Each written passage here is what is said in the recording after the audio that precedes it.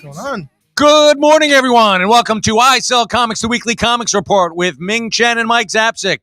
I'm your host, Ming Chen. And I'm Mike Zapcic.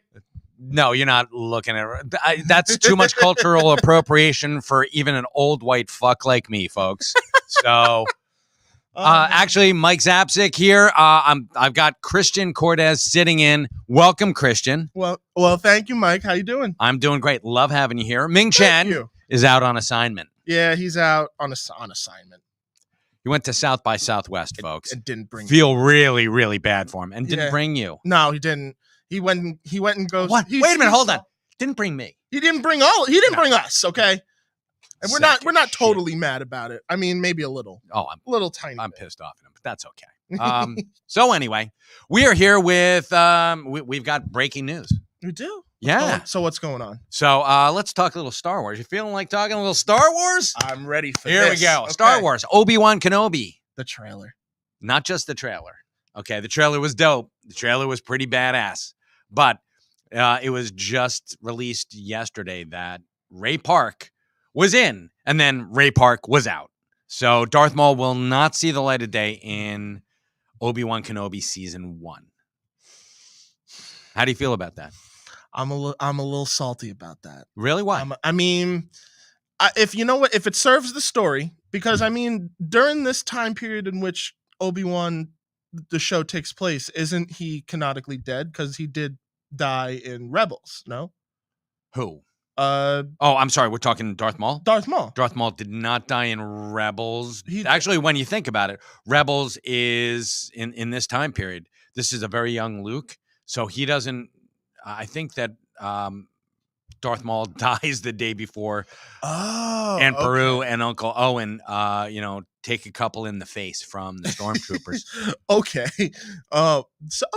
So, I mean, he's still alive. Yeah, okay. So, I mean, if it serves the story, I mean. But canonically speaking, Obi-Wan and Darth Maul have not seen each other since the Clone Wars. Yes. Since the Clone Wars ended. Then they had their, dust off, which is kind of funny because, you'd think a guy who murdered you, you'd be a little more active in trying to hunt him down. Yeah, just a bit. I mean, Obi-Wan is in hiding at this point in time. We saw that trailer. But he's not really hiding. He's not doing a great job. He's hiding in plain sight. And anybody who pulls out a magic laser sword, you're gonna get noticed. Yeah, you're gonna. It's not the most subtle of weapons. No, blaster. You would have thought that he, I become. You would think like, oh, it's totally a discreet weapon. No, exactly. let me just blend in. These people are, and what I would have done was create a new identity for myself. Yeah. I do like the line in that teaser though, where they're like, you can find a Jedi because of their compassion. Like they wear their hearts on their sleeves. Like they'll do anything to be like the hero. But that's not quite true. It's not, but like, it's also not wrong. If I run up against, I don't know, let me see, Samuel L. Jackson, in the street, I'm not mistaking him for Mace Windu. I'm not like, I'm sure Mr. Jackson is a beautiful person, but Mace Windu did not wear his heart on his sleeve. No, he didn't. He was a distrustful motherfucker. He was, and it's true. He was like, holy shit, I don't trust this guy who I should trust with my life, but I don't trust him. Fuck him. Yeah, I don't trust nobody. Yeah. And he trusted Yoda and Kenobi. And some other people he shouldn't have. And he still got blasted out a window. Yeah, and he should have. And Samuel L. Jackson's like, we never saw his body. And I'm like, no way. There's no way. Do you think that would be too much if they brought that character back? Like, or would you be like happy about it? Like if I never saw him again? Yeah. I'm happy if I never saw him, if I never have to see him again. I don't think Samuel L. Jackson did a bad job as Mace Windu, but I don't think Mace Windu was a likable character. He wasn't, the best Jedi. He was just kind of there to look cool. Yeah, he had a purple lightsaber, and that was, they wrote that in so they could have Samuel L. Jackson as a Jedi.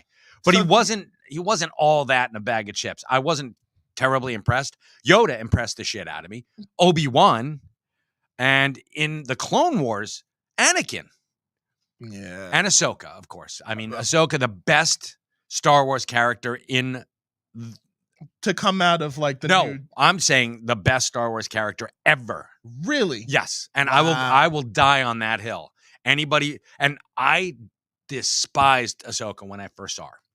Well, because it's such a departure from the norm. I mean, initially when she showed up, but then you start to see the budding relationship, Yes. everything that she has in her character. It's so cool. It is amazing to watch her arc, because she is an annoyance when she gets there, and you're like, you know, she's coming up. Hey, Sky Guy. It's like, oh my God, this is please, can she die quickly? And then in Dave Filoni We Trust, yes, it just got better and she better. was amazing, and by the end, I mean, her arc brought me to tears. I mean, here's a cartoon, and I had like a tear going down, and then, you know what? That's perfectly fine. I was like, all right, and I'm not a weeper. No. You know? I mean, there are certain characters who, There are certain things that can get you, of course, but like out of all the things you didn't suspect, it would be Star Ahsoka Wars to tug on the Well, heartstrings, per se. I never expected to be, because when I was a kid, and I've said this before on I Sell Comics, I said it before everywhere, but when I was growing up, science fiction was a barren wasteland. We had nothing. We didn't have Star Wars. I mean, I was 10 when Star Wars came out, and prior to that, we had Logan's Run, which was pretty awesome. Logan's Run was really cool, but it was a done in one. Yeah, it wasn't a franchise. It wasn't like a continuing story. No, it's here and then there, and then that's it. And it was also PG. Flash Gordon don't count. Flash Gordon, it came out after. It did? Yes. Oh, okay. Flash Gordon. Well, that makes a lot more sense. The movie. I mean, Yeah. I used to watch the serials on Channel 13, but but those were TV. It's a different thing. The movies and the well, TV. No, it's serials. They were made for the movies. They were like in Oh yeah, installments. okay. So, but you know, for the 1930s, for those kids who, you know, had a nickel, they're cool for them, but Yeah. for you, it's like where's the Yeah. next slogan? for a nickel, I can go on the trolley, get to the movie theater, see a double feature, and then go out for a steak and kidney pie. You know? Oh my god! But that's what we had, and nothing else. And I was not excited to see Star Wars, because Star Trek, it sounded too much like Star Trek, and by that time, I didn't become a Trekker or a Trekkie or whatever the hell you want to call me. I was a fan of the original Star Trek. Yeah, I wasn't a a Trekkie until I got into high school and discovered pot. You know, because then it's that's pretty usually philosophical. That's usually how it goes. Exactly, because they made a lot of sense. And whoa, the trebles make you think, exactly. man. Yeah. Look at that Gordon. I can see it. He just ate a human being. It's still lodged in his throat. You know? He's got pointy ears, dude. Yeah, what the fuck? So, Oh my God. I didn't get into that. So I was like, oh God. And I hated, I didn't like sci-fi, because all the stuff that we had on channel 11 or channel 5 on the Saturday morning movies were the schlock from the 50s. Like the more Plan 9 from outer space. Yeah, type they were deals. all They just, were and it was the dumping ground. C movies. Yes. They were the dumping ground for people on their way up and people on their way down in the movie business. So, you know, and Star Wars was like a revelation. And when I finally saw it, because I'd seen Superman the movie like 80 times, and my father's like, we're going to go see Star Wars because I'm tired of seeing Superman the movie. I no longer believe a man can fly. You would find this cool, by the way. We were digging, so I just moved, and we were digging through stuff from my house, and we found my mom's companion book for Superman the movie. Oh, neat. An original with all like the behind the scenes materials and stuff like that. That is cool. It's so cool. It's older than me, but it's now like my favorite piece of like comic book memorabilia that we have. That is like cool. she refused to get rid of that. I was like, you can't get rid of it. No, you can't get rid It's a treasure. It is, of course. But Well, anyway. tell her to give it to you. So Star Wars, I go and I see it, and it's, when people say that this movie changed my life, it did. It was, oh my God, it is amazing that we've got this movie, and there's no such thing as a franchise back then. So No. you're not saying to yourself, Oh, I can't wait to see the sequel to that. Yeah. Because it's Star Wars was originally technically supposed to be a one-off. Like it was done in one. Yeah, but then it blew up. Yeah. Oh my God. And talk about, we didn't have toys for anything back then. There were no toys for movies. Not yet. No. Lucas, actually one of the smartest men, a visionary, saw, I think he shaved points off of the movie so he could get the rights to the franchise, franchising of the toys and everything, just franchisability. And because he did a deal, like a really good deal, exclusively with what toy brand? It was beginning? Kenner. It was Kenner. It was Toys? Kenner Toys. He went to Mego first, and they said no. Mego said, we're okay. We've got these superheroes. They're doing fine. And he's like, and they'd never heard of Star Wars, and they'd never heard of George Lucas. Yeah, no. So there were no toys for American Graffiti back then. THX 1138. You bet I'll buy that action figure. Absolutely. But because I remember the doc series, The Toys That Made Us on Netflix, and I know this from that, was that it was so popular in terms of pre-orders for Star Wars toys that they had like cards that you could buy that was like reservations. Yeah, what happened was they came up with the mock-ups, and this is back during there was an oil shortage back in the 80s. It was man-made, of course, but there was an oil shortage. Otherwise, we'd be short now, and we've got shit tons of oil already. Oh yeah. So they're just not giving us any, or at least not for less than $5 a gallon. No. So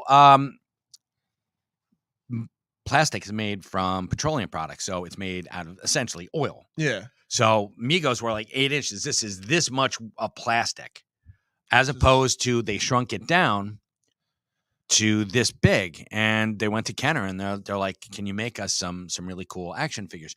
Not terribly articulated. 1, 2, 3, 4, 5 points of articulation. You could swivel the head, you can move the arms up and down, you can move the legs back and forth, and that was it. And like exclusively that was it for the longest time. Yeah. Because now there's obviously more. Well, maybe 6 points of articulation, because Luke had the lightsaber that came out of his hand, which was actually pretty badass. But then they went to Kenner, and they said, can you make us mock-ups of these? And they were supposed to come out for the Christmas season, and they didn't. They were unable to, like I said, gas or oil shortage.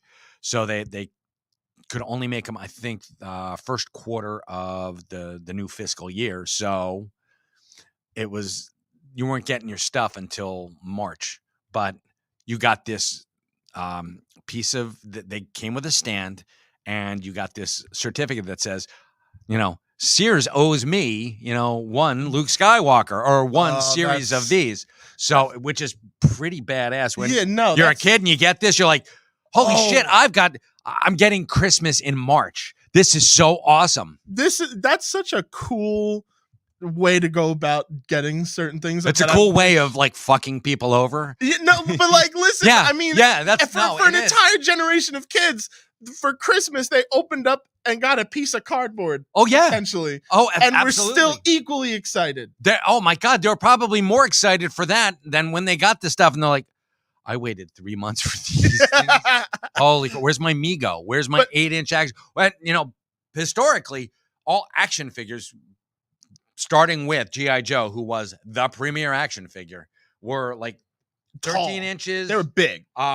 Even the $6 Million Man was like 14 inches. Then you had the Migos, which were 8 inches. And then you get 3 3/4. And you're like, what the hell is this? And I had this ratio thing as a kid. I could never play with my Migos with my G.I. Joes unless, G.I. Joe was a superhero and this was a sidekick.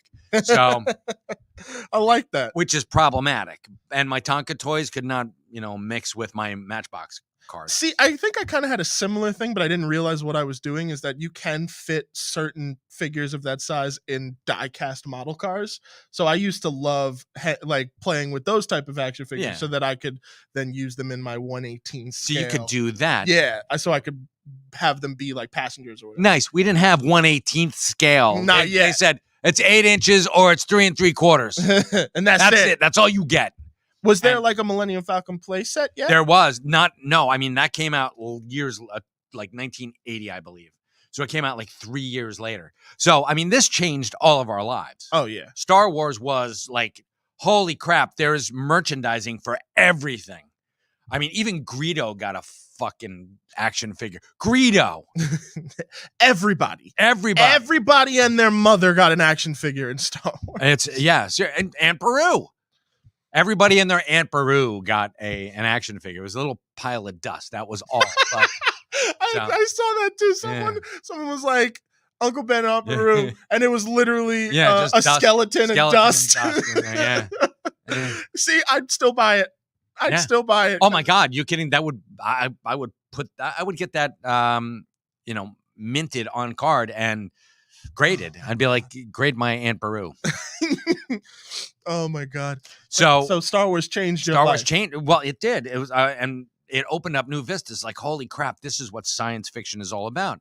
And essentially, it's a Western in space. Oh yeah. That's all it is. And that's what my brother told me, that my oldest brother, Bill, would tell me, that Star Trek was just, it was wagon train in space. That's all it is. They're going and they're meeting the newbies in space. They're meeting the engines and the Cherokee and the Apaches and yeah. Forgive my, we used to call them engines back in the day. I have no idea why, but no, that's American people. That's a cool comparison. I never thought of it like that, but you're totally right. Yeah. And so that's when I went back and revisited the whole Star Trek thing. And yes, it was more philosophical. There weren't a whole lot of phaser battles. No. Because they didn't miss. I mean, they point, they shoot, they hit a guy, and they'd either stun him or kill him. Whereas, Star Wars, it's gunfights. It's gunfights, but nobody hits anybody except for the heroes. And yeah, that always bugged me. Everybody always gets hit in Star Trek because it costs so much. I know. It costs so much to have those red beams coming out. Yeah. Those $10,000 right there. They need to get shot. He gets killed in one. Or have Kirk just take off his shirt and beat the shit out of him. Yeah. That'll work too. Which, it did, except for Ricardo Montalban. So then it opened up every new vista. And then we found out what a sequel was. Empire Strikes Back. There were no sequel. There was Godfather 2. That was it. Okay, so sequels weren't that common. No, Jaws 2, Godfather 2, and that was pretty much it. There were no Freddy versus Jason versus Ash versus. No, and I figured there wasn't that yet. No. But loose sequels. Wasn't there something for Logan's Run? Or no, there was never anything. No, they made a TV show out of it. That's what they would do is, and like Planet of the Apes. Planet of the Apes they made a run of them, but and then they made them into a TV show, because that was, for some reason, you would start out on the big screen and then go small. Yeah, I didn't understand that. I always thought that the reverse should be true. Yeah, because they did the same thing with Yours, Mine, and Ours. Talk about an old fart. Henry Fonda and Lucille Ball did this commingling of families, and there were like 8,000 kids. Oh my God! With Tim Matheson and a whole bunch of other people who. I feel so ashamed that I know that only because of the remake with Dennis Quaid. Dennis Quaid. Oh my God! I'm so sorry. And Rene Russo. No, that's okay. But then they made the Brady Bunch. Okay. Yeah. So, but for some reason, it's like, let's make it into a TV show after it's been in the movies. I just didn't understand that. I mean, I could understand it because no one has the mindset like, hey, let's just keep making these expensive blockbusters all the time. Why not? I mean, back then, even Star Wars, the first one had a minuscule budget compared to what they later would become. It was I have no idea. Somebody out there. It would be if I'm not mistaken, I think the first Star Wars was between 10 and 15 million. Yeah, it wasn't a whole lot, which is nothing. No, not considering what they did. I mean, that Luke Skywalker's uniform was a karate gi and bleached jeans. Yeah, it was tiny. Yeah, $11 million. $11 million for that, but it made $775 million at the box office, folks. That's a pretty good return on your investment. And nobody believed in Lucas. No. And they're like, merchandising rights, you can have them. You're going to shave off a half a point on the back end. You can have those merchandising rights. What are you going to make a T-shirt? Good for you. Oh my, Holy shit. Whoever made that deal. good for you. Well, no, no, that was Lucas who made that deal. But whoever did it on the other side, they got their asses fired and probably murdered and probably buried out someplace. Or their skulls are being used as ashtrays. Oh my God. I can imagine walking into the head of at Kenner Toys at the time. You see this skull on my desk. That's the guy who said no to Star Wars. Yeah, and the dude with 20th Century Fox. Actually, this guy was 20th century. This guy was 20th Century Hasbro. Fox? Yeah, exactly. Here's the Mego dude. You don't see him. Yeah, exactly. So, but for me, that's really cool. And let's springboard off that because there is some Star Trek news. There is. Yes, there is. Let me pull it. Actually, I'm going to ask you to pull it up for me. There's a new Kirk. There is a new Kirk. Another one. Our third. Our third Kirk. However, he's going to be playing William Shatner's Kirk. Paul Wesley is cast as James T. Kirk for season 2 of the Paramount Plus series Strange New Worlds. Yep. Star Trek, Strange New Worlds. And I mean, I'm fully admitting it right now.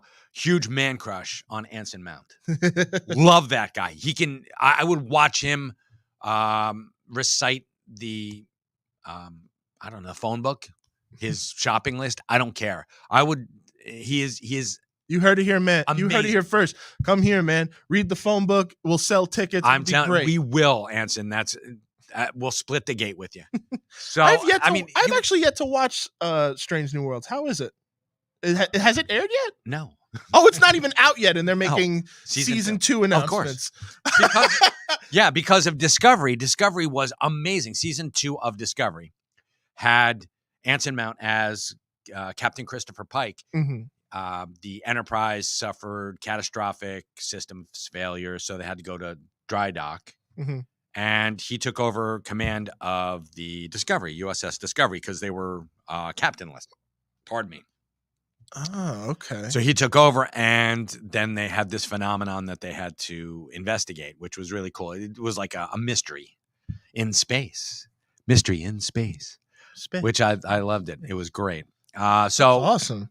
And on the heels of that, they got this new series, Strange New Worlds, with Captain Christopher Pike, helming the USS Enterprise with, I'm sorry, it should say on there's Rebecca Romaine as his number 2. If anyone watched the original series, they've got Rebecca Romaine as number 2. Number 2 was originally played by Majel Barrett, who was Gene Roddenberry's wife, and she was also the voice of the computer on Star Trek. Oh, and that's cool. For any Next Generation fan, she was also Troya's mom. Oh, really? Yep. Oh, okay. That's cool. Yeah. Okay. So yeah, she's so it's a whole. So Strange New Worlds is a whole throwback to the original. The original pilot for Star Trek, which was turned into the Menagerie. Ah, okay. That was season 2, where they went and they met up with the Telosians, and there was a whole bunch of that was one of the coolest 2-part and the only 2-part episode of Star Trek in my recollection of the original. Not I'm sure Next Gen had many. Yeah, there's quite a few. So, but okay, I'll definitely check this out because there's a bunch. I haven't checked out Discovery. I did watch an episode or 2 of Lower Decks, and I thought it was funny, but you it should was watch interesting. Discovery season 1 because it's got our boy Jason Isaacs. Jason Isaacs is in. He's in season 1, and so is Michelle Yeoh. Oh, I'm in. I'm sold. I'm told. And okay. And I'll report back. Sonequa Martin Green. If Bing ditches us again for South by Southwest, I'm back. Good enough. How about North by Northwest? I see what you. There you go, Hitch. So Paul Wesley looks like Kirk. He looks like a very young William Shatner, and he tweeted that he was flying out to go do stuff for Star Trek. He had just agreed to take the part, and Gets on a plane, and who's sitting next to him? William Shatner. He's like, oh my God, how weird is this? And Shatner had just gotten off of the space flight. Oh, that's right. He went to space. He went to space. So he's like, this is kismet. And to be honest with you, Kirk went to space, right? Shatner went to space. Shatner's on a plane. I'm not sitting next to Shatner on a plane because of the Twilight Zone. Nightmare at 20,000 feet. That fucker's going to see a gremlin and it's going to tear up the thing. I don't think Shatner is opening that window and shooting. No, because he'll just be like, he's like, goddamn old age. Oh, shit. Oh, my God. You just gave me flashbacks. I'm telling you. I love the Twilight Zone, but I saw that episode as a kid and it freaked me out. Of course it would. Oh, my God. Thank you. I love that. I love the throwback. Twilight Zone. Not a problem. I have yet to see the Twilight Zone by Jordan Peele. I've heard it's incredible, but I just haven't had a second. Then guess what? I'm watching it here today. And it's over apparently, and I'm like, it's already, it's great. All right, well, come on, I trust Jordan Peele. I can't wait for his. I also trust Jordan Peele to do the right thing. So bring it back. So there's a piece of news. There's a little bit of news for a Jordan Peele project. If you want to talk about that, he's writing and producing a stop motion adult animated movie for Netflix called Wendell and Wild, and he's writing it with, and he's also directing, Henry Selick. No kidding. We just mentioned Henry Selick. Henry Selick, who was the director of Nightmare Before Christmas. Yep. And James and the Giant Peach. Most people think that Tim Burton directed Nightmare Before Christmas. No. It was Henry Selick. Yeah. It was Tim Burton's vision. Yes. And his story and characters, but Henry brought it to life. Yeah. Apparently, the rumor is that Tim Burton was barely on that set. Like I think he was busy doing Batman too, around possibly, the same time. Yeah. So yeah, that's Henry's movie. Oh, he also did one of my personal favorites, which is Coraline. Coraline is a fantastic. Oh, he did Coraline too. Coraline by Neil Gaiman. Also, Neil Gaiman is my favorite writer next to Kevin. Kevin Smith. I have to do a little bit of personal business here. We're broadcasting live from Jay and Silent Bob's Secret Stash here in beautiful downtown Red Bank, 65 Broad Street. Stop by and see us for all your comic book needs. But that was such a ham-fisted segue. So, but yeah, that's awesome. Him and Henry Selick and Jordan Peele are doing a stop motion animated film together. I want to see. The Key and Peele reunion. They're going to be in it together. Fantastic. I'm there. And Key and Peele were also, last time I think they were together was on Rick and Morty. Oh my God. They did the voices for the time nuts, the time. I think you're right. The time testicles, if I'm not mistaken. So, and I think the last time in theaters was Keanu, the cat movie that they did, which is actually quite underrated. But anyway, I also want to talk about the Star Trek. The gentleman plays Spock, Ethan Peck. Ethan Peck, who is Gregory Peck's grandson. What? Gregory Peck from To Kill a Mockingbird. Gregory Peck, that's his grandfather. Get out of here. Yes.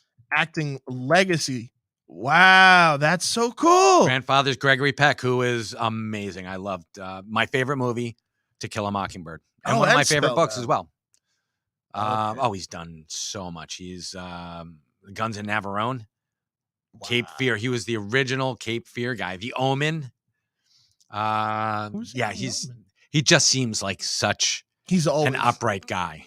Oh my God. And that's his grandson is now his Spock. Grandson is Spock. Okay. So Ethan Peck, and he's brilliant as Spock. Wow. Okay. So you've got Rebecca Romaine, Ethan Peck, Anson Mount, and now a young Paul Wesley, whatever the hell his name is. Paul. I can call you Paul, right? So I think that is badass.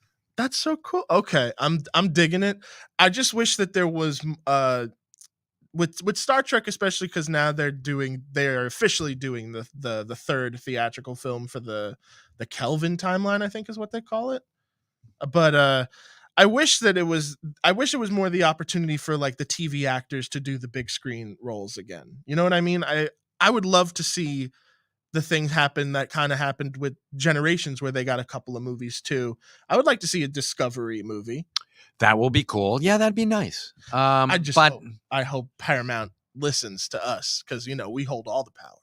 No, we don't. Yeah, I'm speaking it into an existence. Yeah, I'm trying here. All right, good man. All right, I like that. I like that. That's good. But yeah, that's the only part where I'm like, there's multiple Spocks now, there's multiple Kirks. But I mean, I was expecting that anyway with reboots and. Well, let's put it this way: they're the ones, and they legitimately can say that they created the multiverse, the Star Trek, because that's very true. They went back in time and altered what was to be. So Kirk was supposed to be this guy. It was supposed to be Paul Wellesley. Oh. So we've got the Kelvin timeline, and then we've got the Discovery timeline, and then we've got the original timeline. Oh, so it's 3 now. Because think about it. Okay. When you think about it, you've got Bruce Greenwood as Pike, as Admiral Pike. Yes. And then you've got Anson Mount as Captain Pike. They don't look anything alike. Well, they look a little bit alike, but I mean, they're two separate entities. Wow, they do a little bit, actually. They do a little bit, but so they diverged during the Kelvin. So you can have these multiple stories. Yeah, you can have multiple iterations of these characters. You can have the rebellious Kirk, and you can have the by the book, but I'm still going to kick your ass, Kirk. Okay, so you get the best of both worlds. Damn straight. I like that.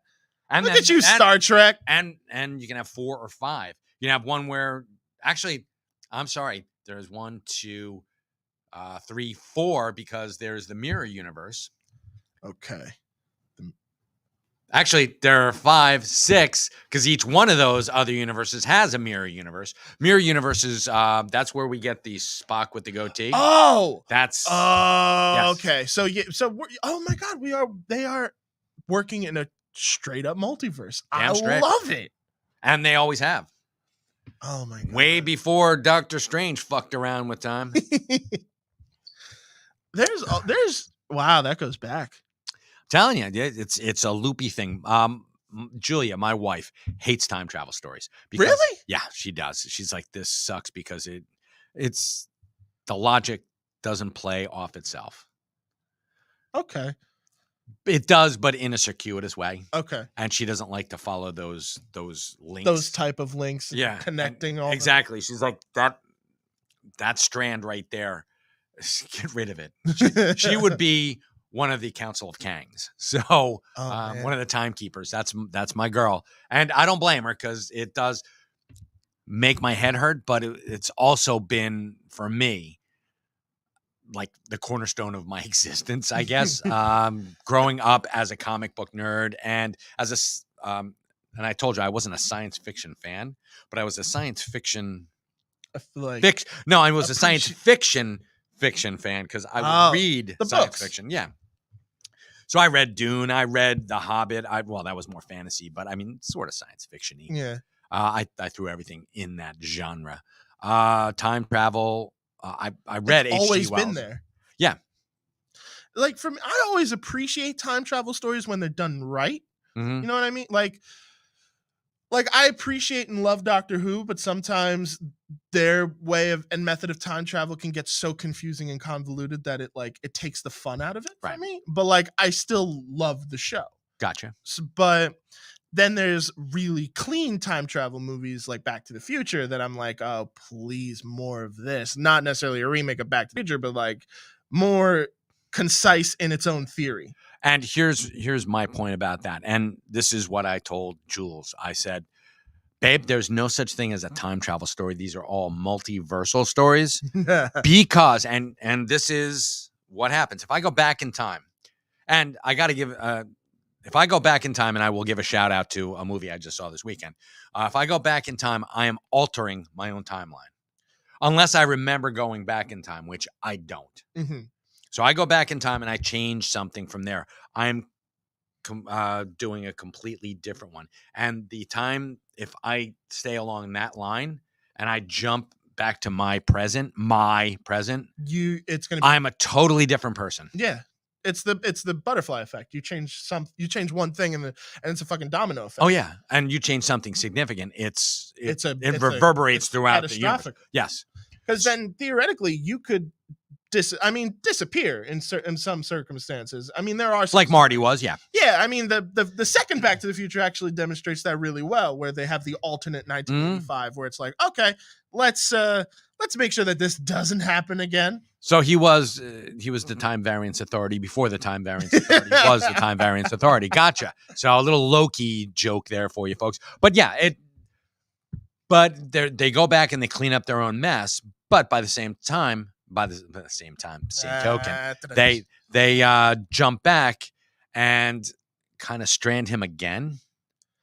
Yeah, they do. They strand him like twice, 3 times. I mean, they're constantly screwing Marty over. Yeah, they're first he's stranded in 55, right? Once, and then stranded in 55 again. Yes, and then stranded in 1885. Right. For part 3. So Marty gets stranded 3 times. Yeah. And that is traumatic. Of course it is. Like, good Lord. And then Doc comes ahead in time to screw with Marty a little bit more because why not make a time train? What? Sure. Why not? Exactly. So the only thing you're doing is you're making multiple realities. Because consider this. Marty goes back in time the first time and he never travels again. Mm-hmm. Never travels in time again. But he's like, all right, my life is great. But his life up to that point, complete blank to him. He has no fucking clue what went on yesterday because his dad ain't his dad. His dad's now a published author. Yeah. The people you knew are essentially gone. They're strangers. Yeah. They are total strangers. You are related to them still by blood in some way, shape, or form, but you don't know them. Yeah. You're genetically attached to them, but the emotions aren't there. The love that he has for his mother is for that bitter, alcoholic piece of like white trash woman that Leah Thompson was, and that threw down a cake. Yeah, not this happy, like loving new mom that shows up. Same with his brother, his sister. Yeah, his brother worked in fast food at that point. Now he's an office worker. Yeah, like. Oh my God. Like that is so weird to think about where it's like, yeah, I wouldn't know these people or how to respond emotionally. And here's fucked up. So here's a family of 5 and they only have 2 cars in between all of them. Well, 3 now, technically. No, just 2. Oh, the Toyota. The Toyota and the car, because he says, well, the car's all smashed up. He's like, what? Oh my God, why don't I? And his brother's like all freaking out. And they go out and there's the truck and the car. Biff polishing. Biff polishing. Yeah, Biff polishes a lot of things. So. But in theory, those timelines still exist. And there's no Marty in them, though. Yeah. So he disappears. Yeah. And he does not come back. So Jennifer's like, I was abandoned. Jennifer's like, oh, I was abandoned, the love of my life. So she goes on to become a bitter alcoholic woman who's baking cakes for her brother. So he's just perpetuating a cycle. And that family and his father is still getting the shit kicked out of him by Biff. And oh my God, that's crazy. That in of itself, I would never want to see it. Please don't ever do it. No. But if they were to ever do a part 4, I think that'd be kind of a cool thing to explore. And is the idea that these worlds still do exist in one way, shape, or form. Okay, and Biff is a sexual predator no matter what timeline you're in. Yeah, he's still a creep. They're beyond a creep. He's a felon. Yeah. All right, so. Oh, God, yeah. Oh, God. Jesus. Mike, why not invite the guy who... Mike Zapsik just dropping truth bombs. Yeah, sorry. Oh, my God. Yeah, that'll mess you up. So I want to give a shout out to the Adam Project, and I've heard such good things. You should see it. I'm not going to give you a review, but the Adam Project is awesome. Ryan Reynolds. Anson Mount, if you don't return my phone calls, I'm going to start leaving them open for Ryan Reynolds to get in touch with me. So it's actually really cool because you've got Elektra and the Incredible Hulk have a baby who's Deadpool. Okay. I'm so in. Mark Ruffalo and Jennifer Garner play this kid Adam's parents, who grows up to be Ryan Reynolds, who's like a time pilot. So you see that the video game over at Yestercades, Time Pilot? Yeah. That's Ryan Reynolds. He's in there. Okay. So he's actually traveling through time, and he comes back, and it's essentially. Did you ever see Time Chasers? No. If you ever get a chance, Time Chasers was a movie that was sent up on Mystery Science Theater 3000. Time Chasers. It was it was filmed up in Vermont. And Vermont, yeah. And it was a time travel caper.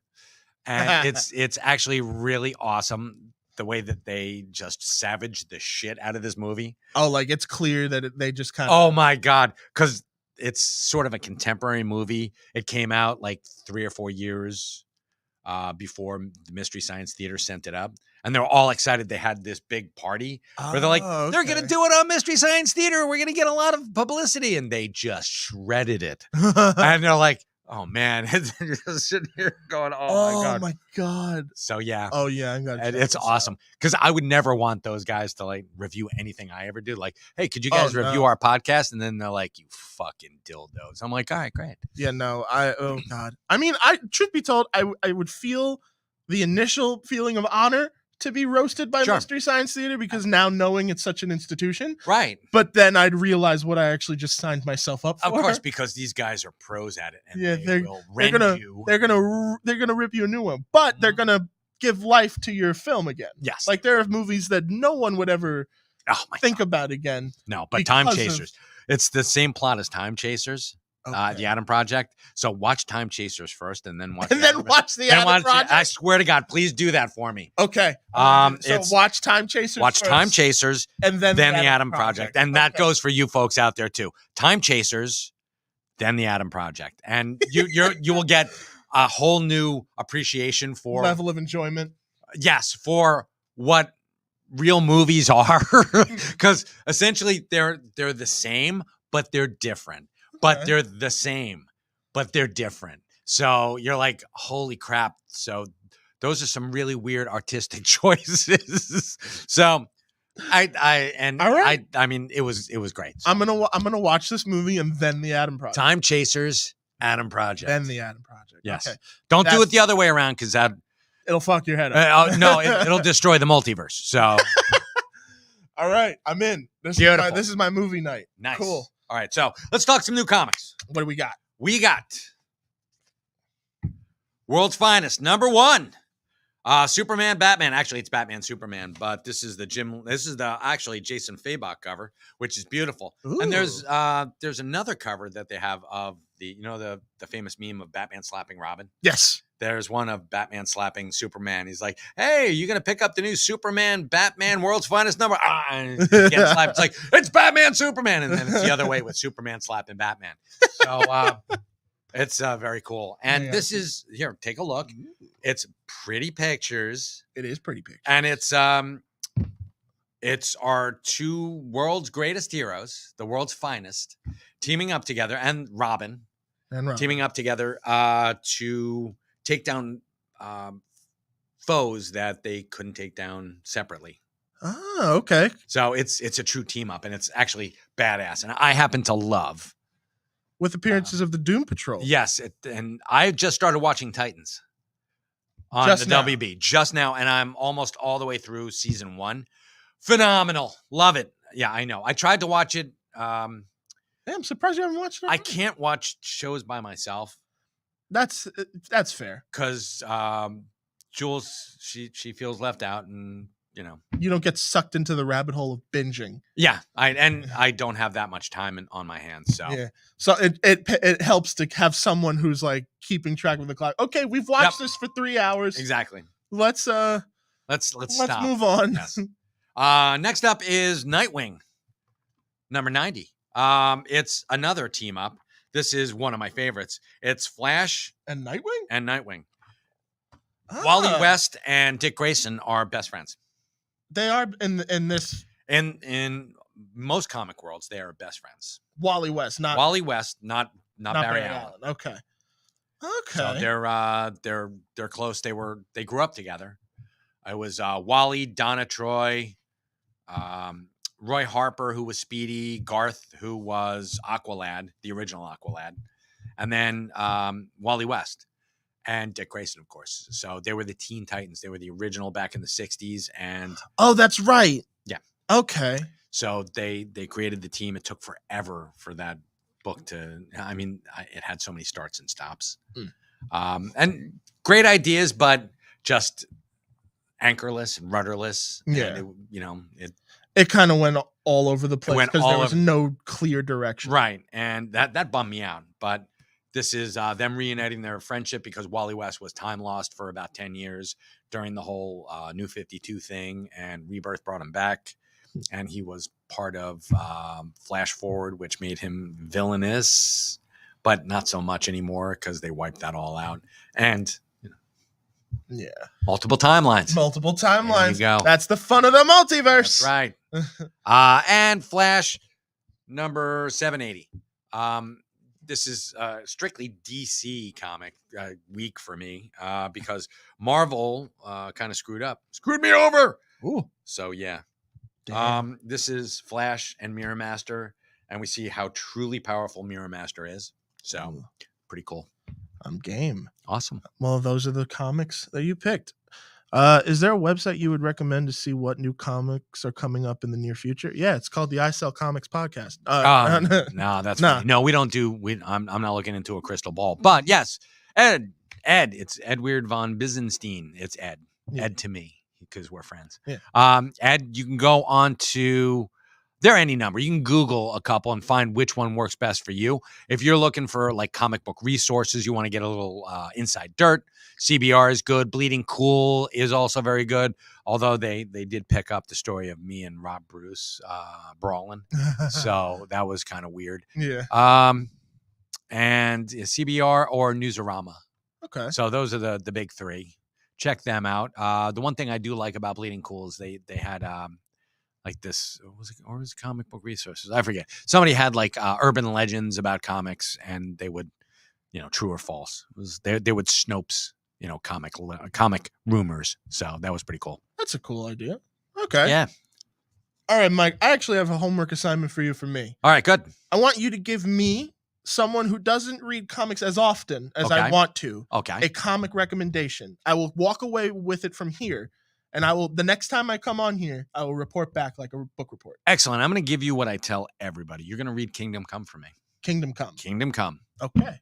I'm in. I'll give So you next that. time, Next we're time gonna I'm have here. your book report. Okay. I will literally bring in papers. Three pages, double space. My eyes ain't what they used to be. And don't give me that small fucking 8-point font. I need 14. All right. The most I can do is 12. Okay. All right, good enough. All right. Well, I'll meet you. I'll split it down the middle. So, folks, remember that Jay and Silent Bob's Secret Stash is your place to come and geek out. It's the place. Come on. Yes, Kevin Smith owned comic book store, and we're very excited about, the Secret Stash Press, which is coming from Dark Horse. It should be here about. Huge congrats Yeah, to that. thank That's you gonna so be much. So cool. It's going to be very dope. First up is Quick Stops and Masquerade, written by Kevin. And then he's going to open the floor up. So it's going to be very, very cool. Oh, it's going to be awesome. And I'm he so wants happy for y'all. And he wants to see comics written by you. So 65 Broad Street here in beautiful downtown Red Bank, New Jersey. Red Bank is it's going to be gorgeous this weekend. So come out and see me. Come out and see Jules. Come out and see Christian. He might be around. He might be in the back reading Kingdom Come. I don't know. Might stop by. And in one multiverse, he is in the back constantly. Can you think what would my multiverse variant be doing right now? I can imagine a world where I somehow said no to doing all this amazing stuff, and I can't think. You're an accountant? No, not just film. I mean, not just like doing basic stuff, but just like working here, getting to know you guys. That's what I'm saying. You'd be an accountant? I hope to God not. Yeah. But yeah, I don't like. So you would murder your multiversal accountant self. You're like, son of a bitch. Yeah, because Okay, it'd be got like, it. how dare you be so boring? And you slap him around. How dare you be so boring? Hey, in one of the multiversal strings, you're a female. So, Oh. Well, there's that note. all right. And on that note, there you go.